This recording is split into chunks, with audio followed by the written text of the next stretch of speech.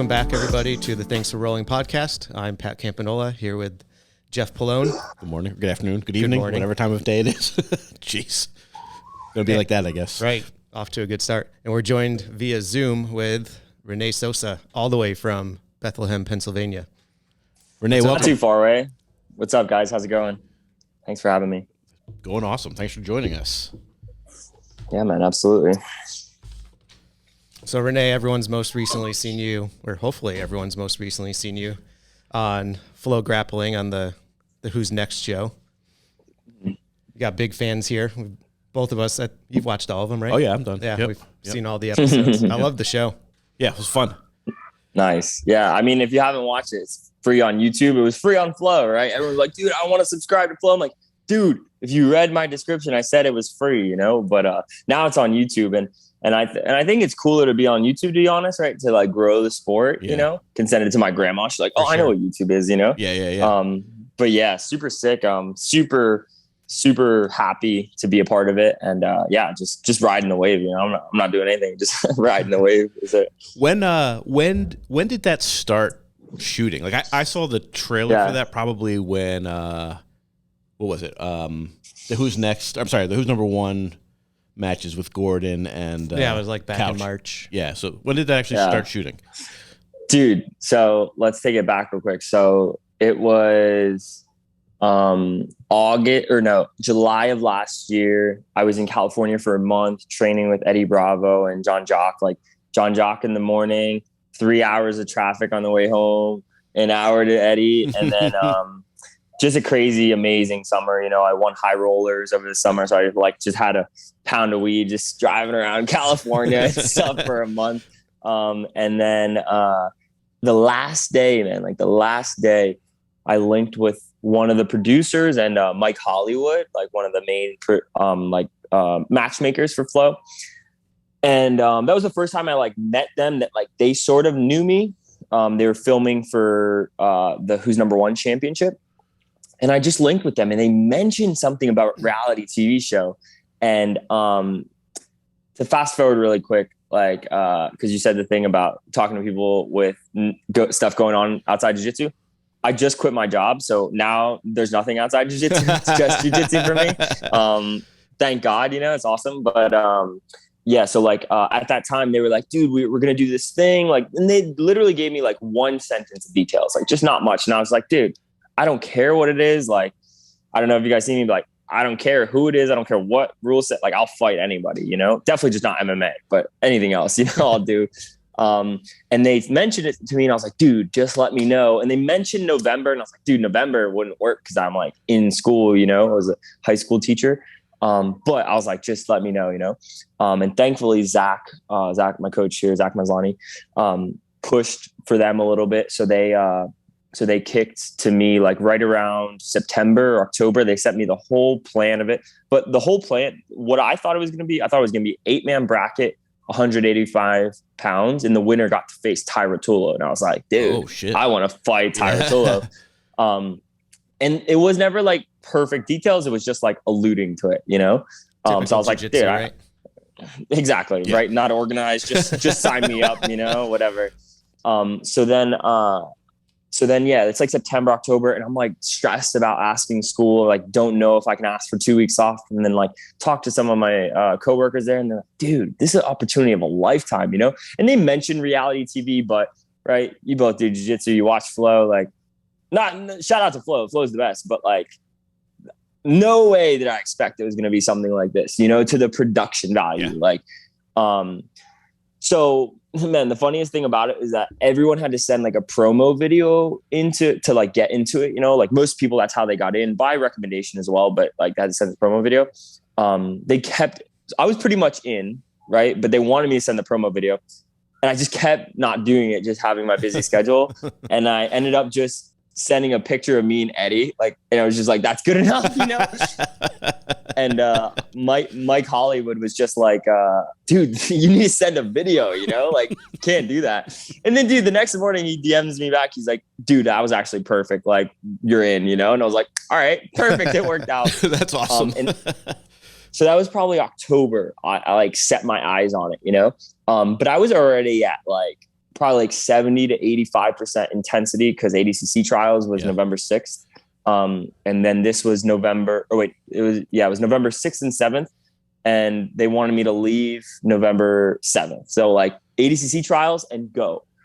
And so that was a little nerve wracking. You know, I read the long contract. They were like, you can't compete before. I was like, dude, I'm doing ADCC trials. Like, I don't know what this secret show is, but I'm not skipping my first ADCC trials, you know? So went to ADCC trials, went 2-1, 2 submissions, 1 loss by points. That's where I hit that famous buggy that I'm like hitting this on the guy. Like, I missed a shuck by, hit the buggy on the way down. And as I'm coming up and the guy's defending, Ty Rotullo is coaching him. So I like, that's where this comes from. Like, I was like, yo, like from one buggy master to another, like, help me out, bro, you know, let it go, you know? But it was cool because I got to watch a lot of people, you know? And then by the time we got on the plane, like, I'm like looking around, I see a lot of dudes with cauliflower here, you know, we're headed to Austin and I see a lot of dudes with cauliflower. I'm like, what are these guys doing, you know? And we started sparking up conversation and we were all on the show. They're like, holy shit, this isn't a 185 pound bracket. Like, there's some 200 plus guys here. I was like, this is crazy. Yeah. But it was cool. And then we got there. November 7th, we did like 1 or 2 days of just like filming interviews and stuff. And then we fought. And when they announced our fights, like they announced me fighting J-Rod, I was like, oh, great. Awesome. Fight one of the hardest guys first, you know? Because he had just done really well at trials. I think he went 3-1. But what I had seen of him was I saw he was like body lock passing a lot. So I was like, that's the ingredient. I only need one ingredient for a buggy choke, man. And that's it, you know? So that was pretty much my plan. And so it was November 7th to like November 19th. So you just said the couch thing. I think that was late March. Dude, you don't understand how hard it was to not say anything. Yeah, I bet. You know what I'm saying? Yeah. That's a long time.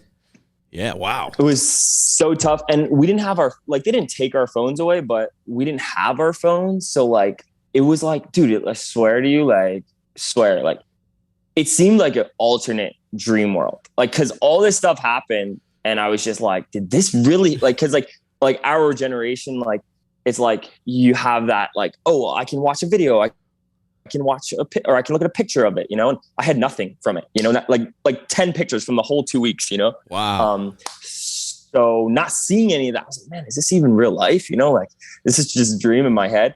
But then, as soon as the trailer dropped, I was like, oh man, this is going to be sick. And I was super happy because they were supposed to drop it in March, but they just extended production and some other stuff. And I'm super happy, man. Like the Jocko narrating it, like that was news to me. Yeah, that was cool.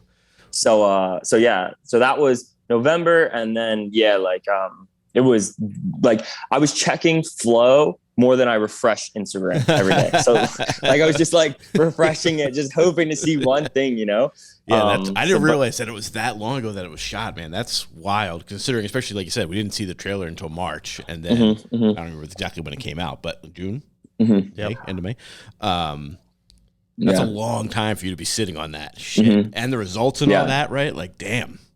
Damn. Yeah, it was super hard to keep my mouth shut. And I don't know how some people kept like totally quiet. Like I like might have alluded some teammates to it, you know, like not breaking my NDA, but just like mentioned to them. But yeah, it was awesome, man. And was definitely one of the toughest mental battles just to keep quiet about.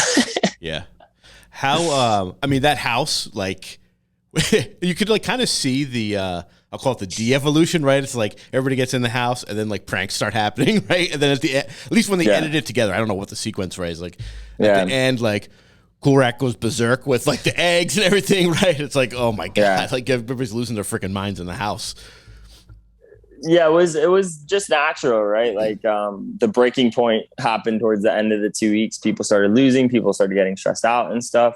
But at the end of the day, like I mean, you guys saw me, like I was chilling, bro. I was like, dude, we're getting paid to hang out and do jiu-jitsu and film interviews. Like people are getting mad about filming interviews. I'm like, bro, you're the one that signed up to come here. Like you're the one. Literally why you're being paid.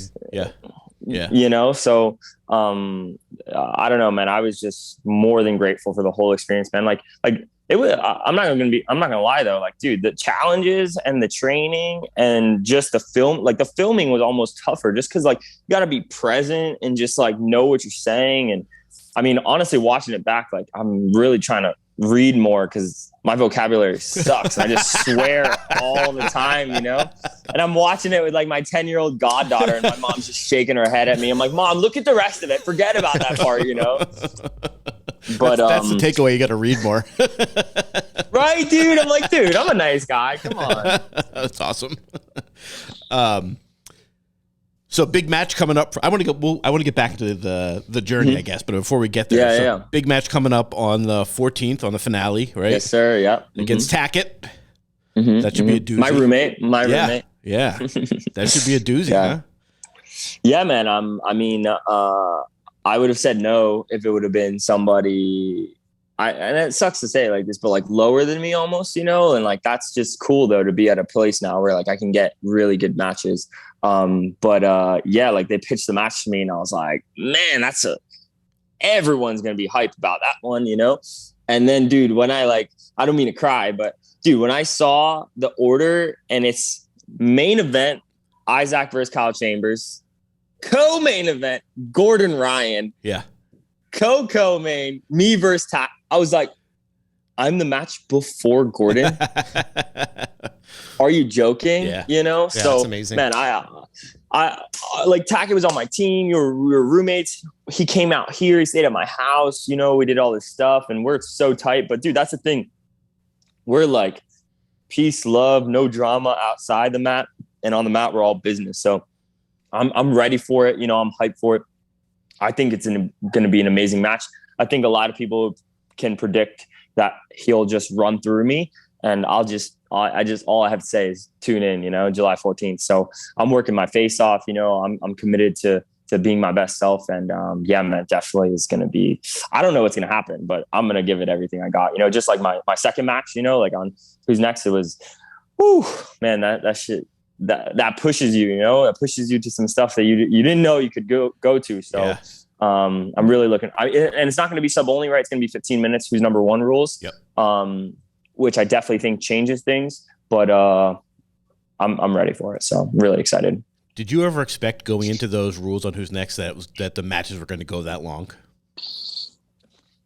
I didn't want them to go that long. Yeah. You saw my first match, like, dude, I'm out of here, bro. Yeah. Like, I was loving it, dude, because I was done and they're doing a 3-hour match and I'm going, like, we're at Float. So that warehouse was literally adjacent, like right next, a stone's throw away, like same building complex as where Flow Sports HQ was. Yep. So they have their whole, like, shout out to Flow HQ. Like, oh my gosh.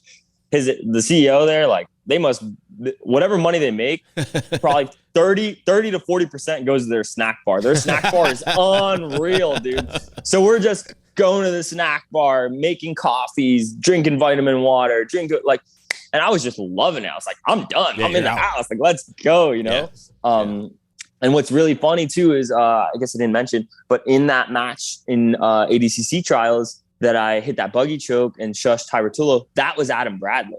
So him doing that 3-hour long match, like even before the match, like he was like, dude, I'm so sore from our match, man. And I was like, dude, you should have let me tap you, bro. Like, you should have let it happen, you know? But then he went through that grinder of a match. And honestly, man, like how I am is like just business on the mat and off the mat, man. I want to be all good vibes, you know? So like the first day we were there, I talked to him like after we did some interviews. I'm like, dude, let's go get some food. There's a sick barbecue place right across the street. So we went and we were sitting there and just kind of became, out of everybody else, I knew him a little bit better than probably not the 10 Planet people, but better than most people that I didn't know.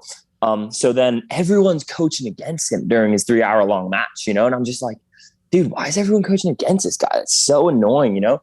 So the first thing I did before I started, and like, if you watch all the matches, you hear my voice in the back of all of them. Cause like, I just want to I want to be there for people in the way that I would want somebody to be there for me. You know, if like I hear everyone against me and nobody for me, I'm like, man, it's going to push me still, but I'm like, it'd be nice to be like, oh, here, there's no time limit, but like just to awareness of things, you know, is good to know, like breathe and just keep pushing or just watch for this, try this, you know, from like a coaching perspective. So I just started saying some stuff and then I ended up DMing like the Rotullo brothers, Kainan Duarte, Galvão, and like that's something you don't see if you don't watch the 3-hour long match. Like I'm on FaceTime with Kainan Duarte for like an hour, No like shit. just, and he's telling me in Portuguese as I'm talking to him, you know, because I'm just trying to get Adam to do something, bro. If you watch that, don't waste all your time, but if you watch a little bit of that 3-hour-long match, man, like,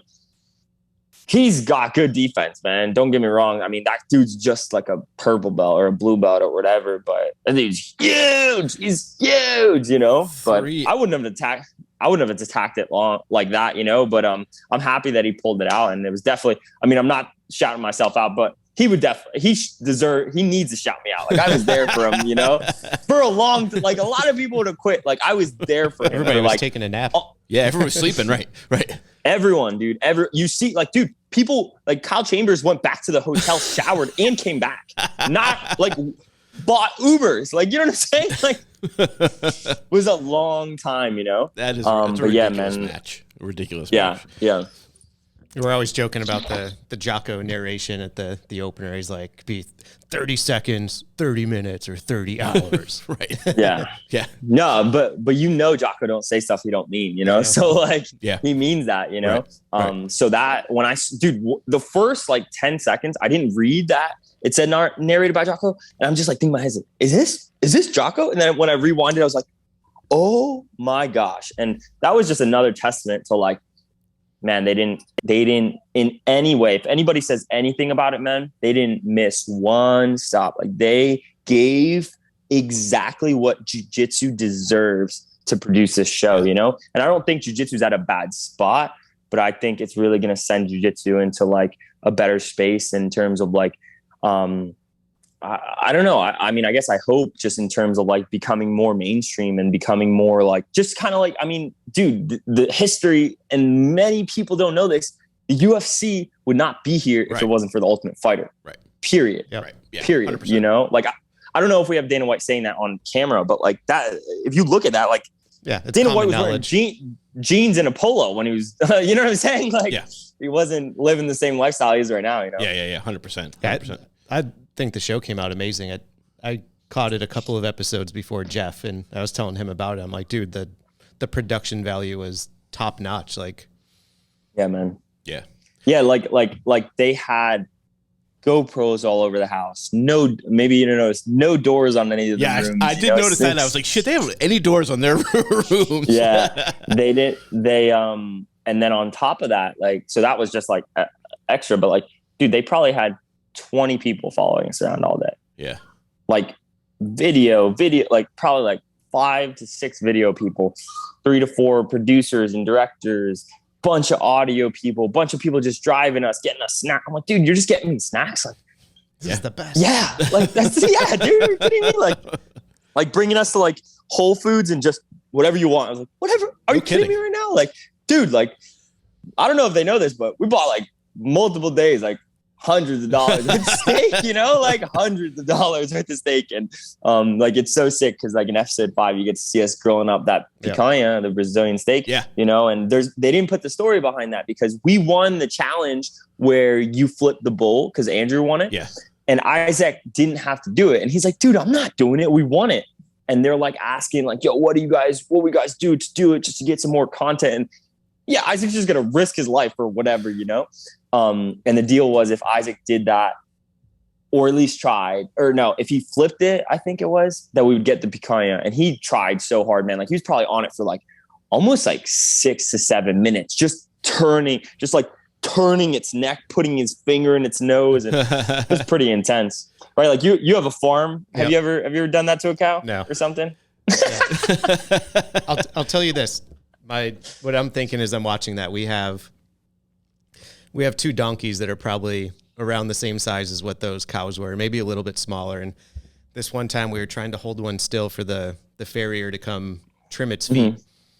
And I'm like, I got it up against the building. I'm like, all right, I can just like lean on this thing and just hold it against the building until like we get a rope and we're good to go. And the thing didn't even freak out. It literally just slowly walked away and dragged me along with it. Yeah. So that's why I'm watching. I'm like, I'm not surprised at all that these guys can't wrestle this thing to the ground. Yeah, that's a different level of strength, right? Like Big Dan just got dragged off by it. Yeah. Almost 300 pounds, bro. 300 pounds. Yeah. Insane, you know? Insane. So Pat and I would joke. I'm like, he would watch the episode before I would, and he would text me and say like, shit, Tackett's good at like race car driving. Oh, Tackett's good at wrangling bulls. Oh, Tackett's good at this. That dude was good at every freaking challenge, right? Or, well, let me say it this way. He said he was good at every challenge. Right? I know he got wasted in the arm wrestling, but like, man, he was good at every challenge. Arm wrestling was rigged, bro. Arm wrestling was rigged. That was fake, dude. That sucked. That sucked so much.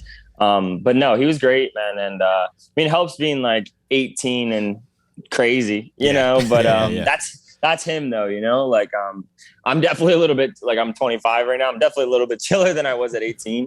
But yeah, man, shout out to him, like straight up, like when and that's the thing, man, like some people on the show were fake and I'll call them straight out. Some people weren't, you know. Tackett was him. That's him, bro. Yeah. Like we came, it's so funny.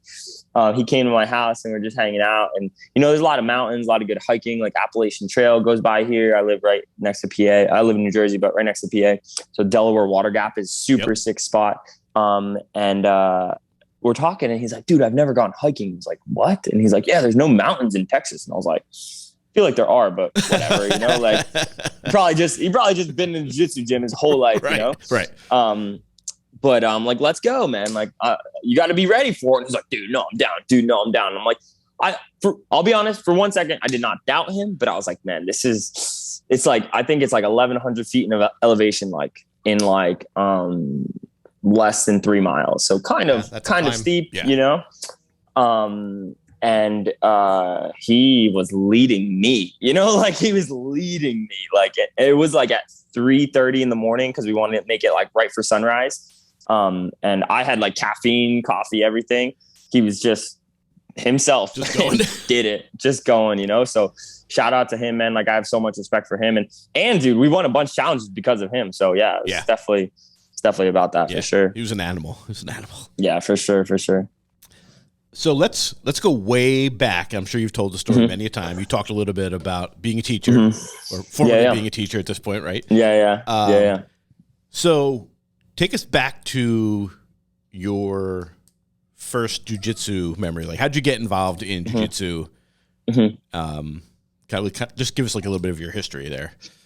Yeah. So, as my dad would say, we tried every sport. I was just always like, maybe never like, I think tried baseball for one day. Never was into football. Like my mom and dad are both straight from Brazil, like immigrated here when they were like 18. So soccer was definitely something I played all the time, but as my dad say, like I didn't look like a Brazilian playing soccer. So, I did like capoeira when I was little, but, never like basketball and stuff, but was never like excelling at anything, you know? And was always training hard and doing that kind of stuff, being athletic. But probably third to fourth grade, I did some like Ishinru, karate, Japanese jiu-jitsu, like some basic striking, like super, like wasn't even a legit place, just like some guy teaching, you know, classes out of wherever. But it was awesome, and it kind of interested me in martial arts. And I think I kept on that for like 2 years, did some different like karate competitions. I was like, dude, this is sick. And then, I don't know, just kind of like got bored of it. I was like, man, this isn't that much fun. And I just stopped going there, and then went kind of back to basketball and soccer. And this was probably like 6th grade. And then literally one of my cousins was here from Brazil. He's like, dude, there's like Brazilian jiu-jitsu, like right down the road, like 8 minutes from my house, Gracie Academy, like just self-defense place, you know?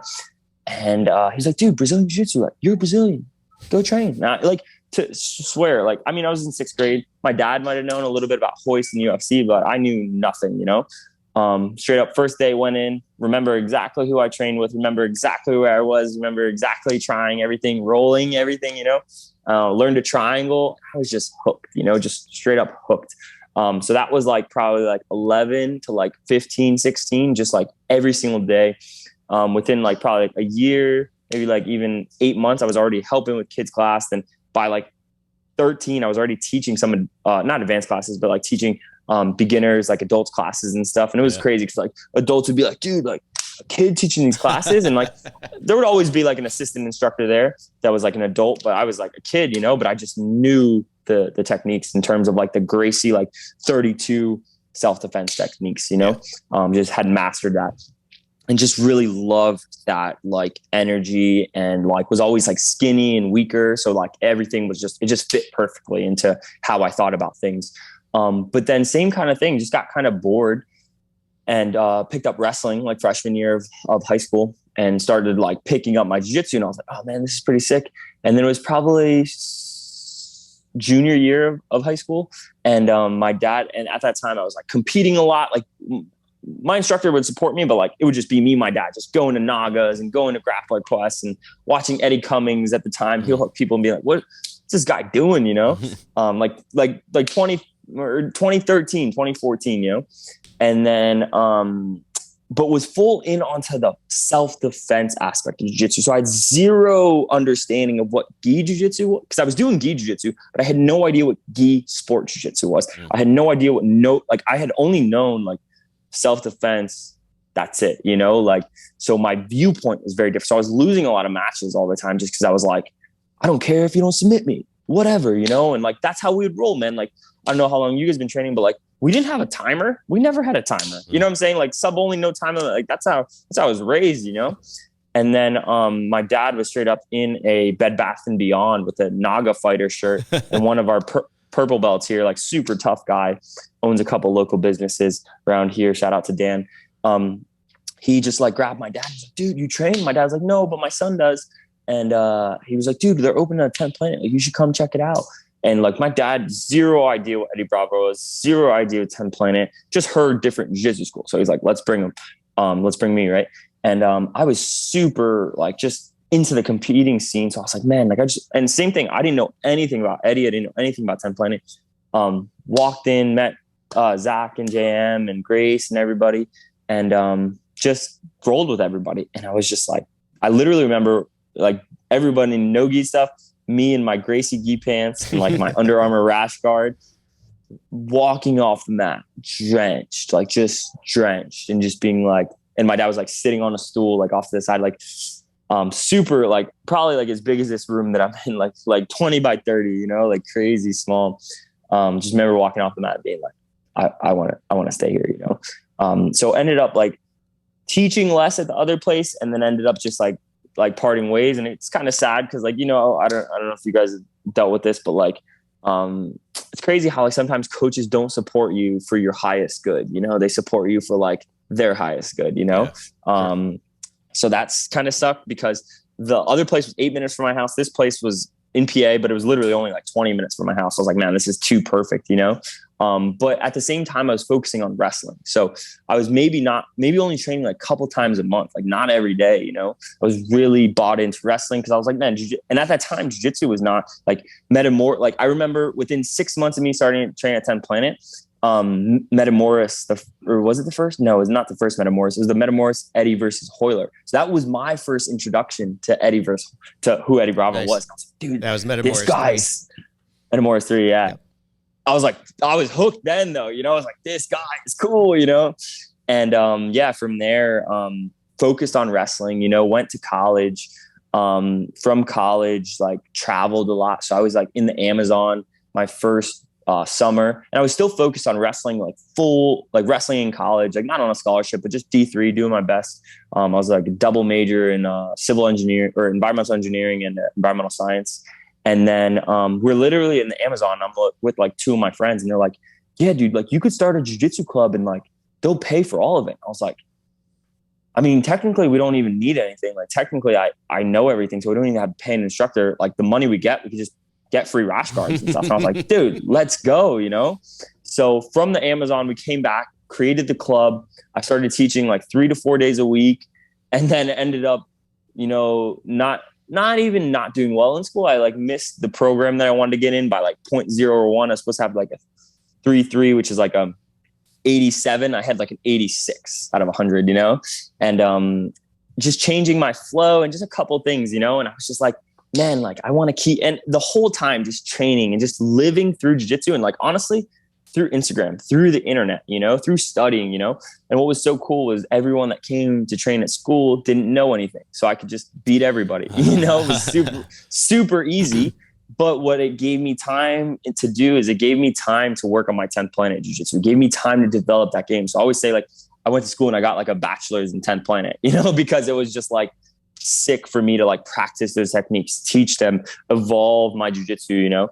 And I would always, every time I was home, training every single day, like multiple sessions a day here, and always following everyone and always keeping up to date. Like, and that's the cool thing about 10 Planet. Like, if it wasn't with our like connected, like cohesive, like network across the world, like would have never worked like it did, and it always like just kicked back so much love to me. So like my sophomore year, I was in Australia and there was a 10 Planet Melbourne, like shout out to Frank Barca, like there, 10 Planet Brisbane. I went there, like, so it was just like, man, jiu-jitsu. And like, it never gave me bad energy, only amazing energy, and only like making me so happy and just like totally, truly like fulfilling, So, yeah, it was just like, it was amazing.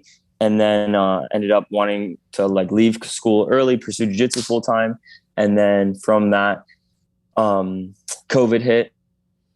Shout out to COVID, went to our buddy COVID.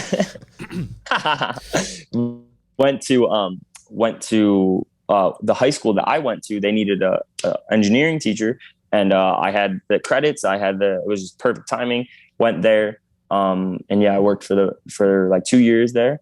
Just quit this past June, and was perfect for me at the time, because I had no income from jiu-jitsu, and it was perfect to kind of like keep me steady and stuff, And then yeah, I mean, who's next like changed my life, and now it's just like I was just sitting there like doing jiu-jitsu all day every day, training with like Craig Jones and stuff, and I was just like, man, like I want this to be my life, and I don't know, just like in terms of like the universe putting everything in line, like I was just like, I'm gonna kick myself in the ass if I never take this opportunity, and just truly like listen to like what's in me, because not only like competing, I hate like people that like competing, maybe Gordon Ryan does, like competing sucks, like I would be cool with just teaching jiu-jitsu for the rest of my life, but I've learned that competing is really important in terms of like proving what so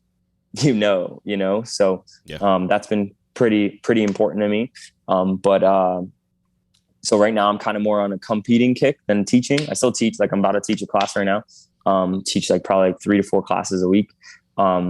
Teaching some seminars and stuff now. And yeah, man, just like, it's been the craziest. Yeah. I don't know how I was like given these opportunities, like I said, my cousin suggested me to go to the one place. And then the other guy found my dad, like 2 steps behind in any of those journeys, I wouldn't be here, Yeah.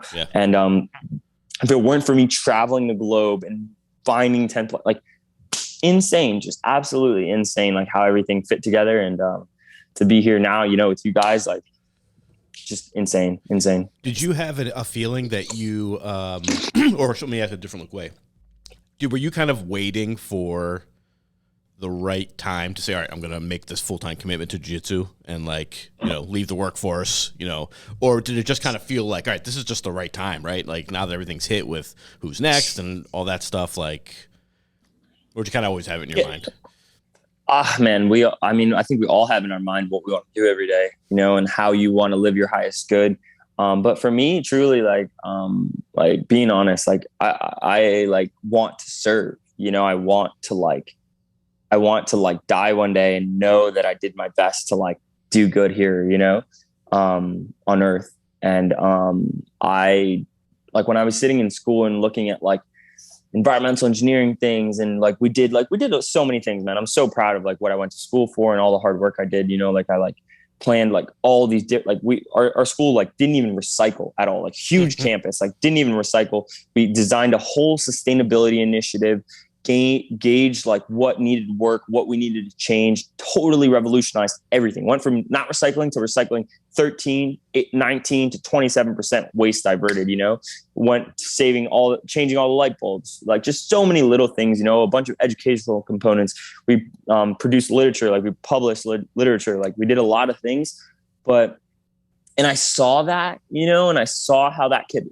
help, but man, I just never felt the same way as like connecting with somebody in jiu-jitsu that was like made their day better, and instilled confidence in them, and made them, but like just so many things that jiu-jitsu does for you, like I say it all the time, but like I was just at a camp in Western PA for like wrestling for a whole week. And it was so cool to see how tight knit, like shout out to Isaac Greenlee and Matt Factory and everybody at the Bruno camp. But it was so cool to see how tight knit, you know, like communities are. And that's the thing that jiu-jitsu does, man. Like the main word is, I would say, community, you know, like you would never see these people ever, ever. Like I'm about to teach a class. There's a girl in art school, a couple engineers, a couple doctors, a couple teachers, a couple other electricians, like a working couple kids, like from all different parts, you know, and just coming together to like better themselves, train hard. I don't know, man, so many good things, you know. And the biggest thing that I love about 10 Planet is like Eddie and his creativity and his open-mindedness is like, man, he's the best, you know, like just really the best. Following him and following John Jock and following Hickson, you know, it's just been three of the people that like truly like most influential in my life. So like always super thankful for them. And Zach and like Thor has been huge. Thor and Grace have always been my motivation in competing and being like, that's how we compete, you know? So like, I always say like, breathe like Grace and squeeze like Thor, you know, That's awesome. because like Grace be doing 3-hour rounds, just chilling, stone cold. Just icing everybody, you know. If you haven't rolled with Thor, don't because it's not fun. But man, like it truly, like, of course, Grace is elevating me. Of course, Zach is elevating me.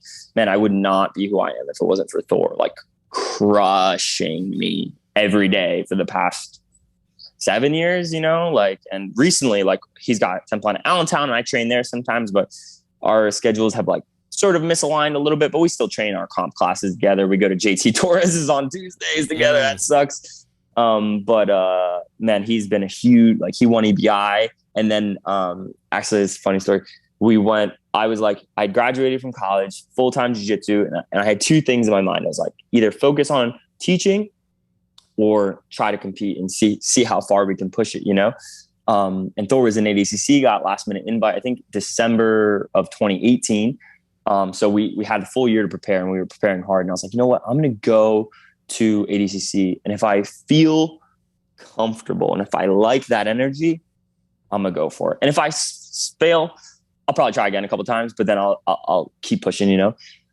And to go out there, man, unranked and just nobody knew his name. And for him to get fourth, like second year at black belt, not that Thor doesn't know a lot of moves, but Thor's just really good at heel hooking and like some like other random stuff, you know. And he's definitely got a super complete game now. But at the time, you know, like, and I mean, shout out to him, like just everything. He's the man. But really, like just killing it. And he killed it, man. And that just opened up my eyes, like I can do this, you know. And just kind of followed that wave ever since. And man, him and Zach, man, like everywhere I go, you know, I'll be anywhere. I'll be in Hawaii, I'll be in Brazil, I'll be in whatever, I'll be here competing, whatever, always calling me and like instilling confidence in me, telling me to go, telling me to, you know, be positive and stuff. So just shout out to them. Just absolutely like amazing people in my life for sure. And would not every time good stuff like this happens, you know, it's, to me, I don't know, it's just how I am. Like, I really don't care about being about me, man. I just love putting on for the people that helped me get here, you know? Like it takes a village, you know, it's not, Gordon Ryan, shout out to you. You do it all by yourself, you know? No way, bro, you know? Takes so many people, man. So sure. Well said. Yeah. Something I always admire the most about you, knowing you, following your journey, is your constant positivity and good vibes that you're putting out there. And I truly believe that goes a long way, and all these opportunities you're getting lately and all the people that you do have behind you and supporting you. Yeah, bro. What you put out, you get back, you know? So it's not about me in the end. It's like what I said, like if, you know, I go out on the mat right now, have a heart attack, I know that I did my best to like not put myself up, but to put other people up, you know? And does that go back to like Christianity, and does that go back to like just being in touch with the earth? Like, yeah, in so many ways, you know, like I guess like a lot of people don't like talk about religion, but like, dude, Jesus was the man, you know, like Jesus did a lot of good stuff, you know, like argue or not, you know, like so that's an example to me, but also just like I don't know, treat people like the way you want to be treated, you know? Sure. So, yeah, man, for sure. Usually I like to say like, all right, when guests say something that's like really awesome, that we can be like, all right, we can end the podcast right on that. But we do have at least one last very important question. Very important. Yeah, question. just because I don't have a clock up, just 5 minutes because I got classes. Yeah. This will be 1 okay. minute No or worries. less. No. Just you got me for 5 minutes. I gotta go wrangle up kids class myself here at 6. Yeah. Nice. What's your walkout music? Zach's gonna bust in here if I walk in late. So he'd be like, "What's up?" What's your walkout music of choice? Man, it kind of depends, dude. It kind of depends. You like to switch it up? Oh yeah. Like my sister even said it the other day, and I was like, no way. And then I thought about it. It's like, oh shoot, way. Like, back in the day, just like purple belt super fights in some random place like around here, it's coming out to like Over the Rainbow, you know, just 'cause, like that's the vibe I like to be, you know, like the rash guard here, like flow with the go, like speed up, breathe, you know, like balance of like brain and heart, you know, that's Hicks and Gracie, you know, from the Choke documentary. Like people are like, dude, you came up with that? I'm like, no. I literally took that from Hickson, you know, straight up, like that's my motto in competing. And that's what I like to be, you know? So I love to come out, like I listen to a lot of rap and a lot of EDM. So I like that kind of stuff, but I like chiller vibes for sure. But honestly, in the past 2 years, I think, I've been really like getting more into like Brazilian music. I've always listened to it, but I think that my walkout music, July 14th, and walkout music of choice would be like some Brazilian funk, because it just whatever I'm worried about, I'm just like, nice. oh, it just takes it away, you know. Sometimes. Yeah. So try this one. It's called Upai Ta On. So it's O space PAI T or space TA and then space ON. It's a Neymar, super famous soccer player, you know, like he like everyone is talking a bunch of shit on him, and he just like came back to Paris and signed this deal and was there, and all of a sudden, like first year back from COVID, just like smashed all these people and was like, yo, and it's kind of weird to say, but he's like, yo, daddy's online, like we're back, you know what I'm saying? And just a great vibe, just super chill, and just gets me in that total like let's like not just tense, like let me crush you, you know, but like let me open myself up to all these possibilities and do my best, being myself, like at ADCC, like shout out to Gio Martinez and Boogeyman, but Gio at ADCC, like I would not have done well at ADCC trials, right? I didn't do great, but I did 3-1. And Gio like looked at me, and I was like all tense and cool. Like I'm good at getting in the zone, you know? And then like getting that emotion up, you know? But Gio looked at me and goes, yo, have fun. And I was like, and it let go all that tension, you know? And then I hit a heel hook, and then I hit a buggy choke, and then I hit a rear triangle. And then that last rear triangle, like you guys haven't seen it in front of Eddie, like I was ready to retire. I was ready to quit, you know? Like I was like, hit a 6 submission at ADCC trials in front of Eddie. Yeah. Yep. Nothing else is needed, you know? Yeah, that's awesome. That's awesome. I saw the highlight. Yeah, that's awesome. Rene, thanks so much, dude, for coming on. It's been a blast. Yeah, guys, thank you so much for having me. Thank you guys so much for having me. Hope to see you guys soon. Hope to train and, you know, link up soon. I know we're a little far, but you know, definitely be together for sure. Yeah, absolutely. Sure. Buggy choke the world. That's right. Yes, sir. Yes, sir. Say what's up to Zach and Grace for me. I will. Thank you guys so much. All right, man. Have fun on the 14th. All right, man. We'll see you. See you, man. Yes, sir. I'll see you guys soon. Bye. Peace.